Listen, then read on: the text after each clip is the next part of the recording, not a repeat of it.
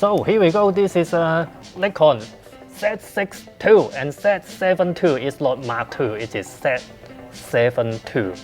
Not Mark II, it's not Mark II, okay. So yeah, this one is Z6, this one is Z7. Between them, the body is exactly the same. I think they are exactly the same. I can't see any difference. But there is actually one small difference between the Mark,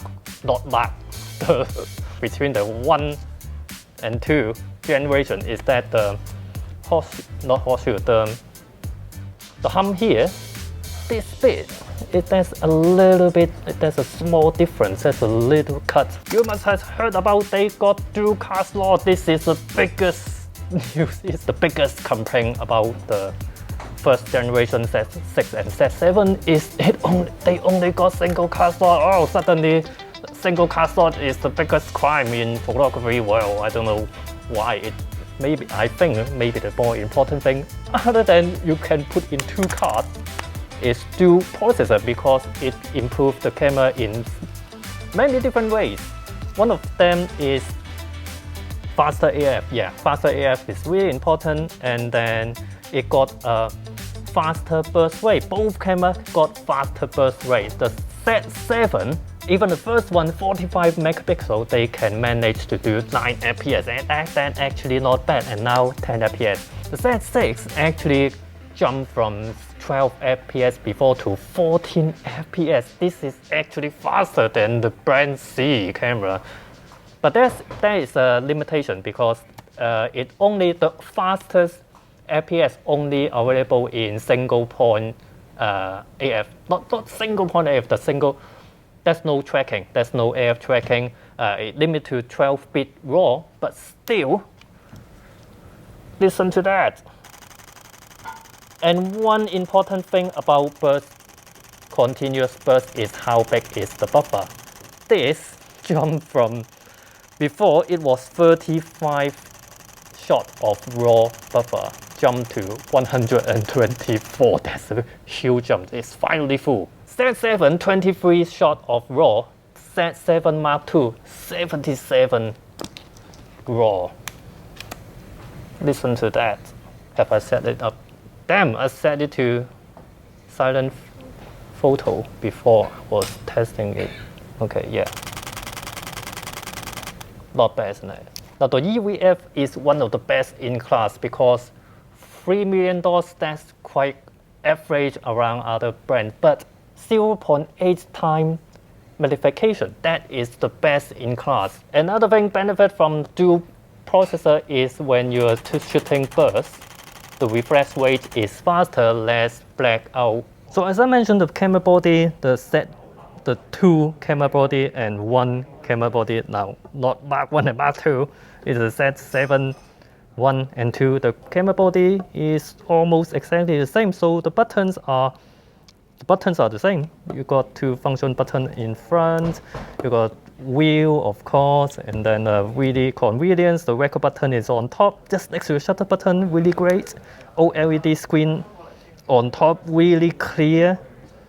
Mode down, exactly the same, the button all exactly the same. Now on the side, the ports are the same as well. Of course, you got mic jack here, mic jack, headphone jack, and now USB-C. You can not just charge the battery and also power the camera as well. One new thing, there's an extend shutter speed setting here.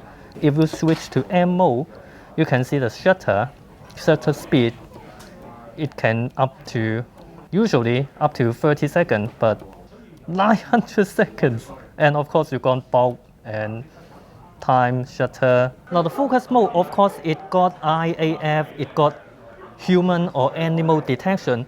But also there is a new thing, I think this is really useful, is that, but before this camera and a lot of other cameras as well, usually the IAF is available at the widest area. But now you can limit it to this YAF area. So it would work only within this area and not outside of the area.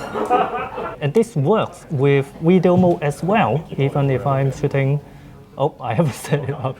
So usually it only works with this. So it focuses whenever the face is in the frame, it focuses on it. But now you can limit it just one area inside the frame.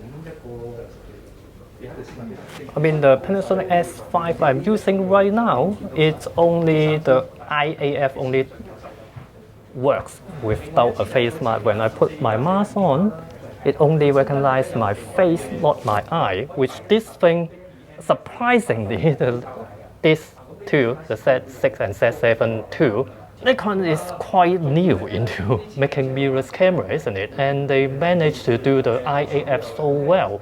It works with the face mask on. IAF, I'm not talking about face recognition. And talking about video, of course, you might have heard about that both of them do 4K 60p.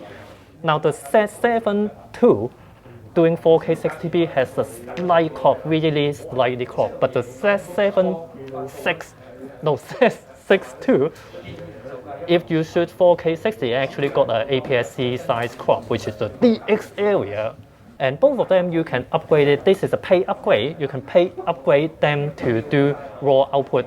Now what's new about RAW output is that before that, of course, Nikon was the first brand to offer RAW output to Atomos Ninja 5. But now, not now, later, with the pay output, it can do, it can support no, what? I just spoke Cantonese. It will support Blackmagic RAW as well. They've also released a battery grip, and this time it got control on the battery grip. So it's not just a battery grip, it's a vertical grip. And it supports hot swap. There are two batteries inside that when you are shooting with it, for example, shooting video, you can swap one of them on the go, hot swap. And with the USB power, you really can continuously shooting with this camera forever until the end of the world. Now yeah, so this is Nikon Z6 II and Z7 II, not Mark II. Also, these two cameras, the retail price is actually a little bit cheaper when it is new compared to the original Z6 and Z7. So I think Nikon is doing something great on this, and they really want you to consider Nikon Z mirrorless camera. So what do you think? Leave your comment below, argue with other people. Yeah. So thank you for watching. See you next time.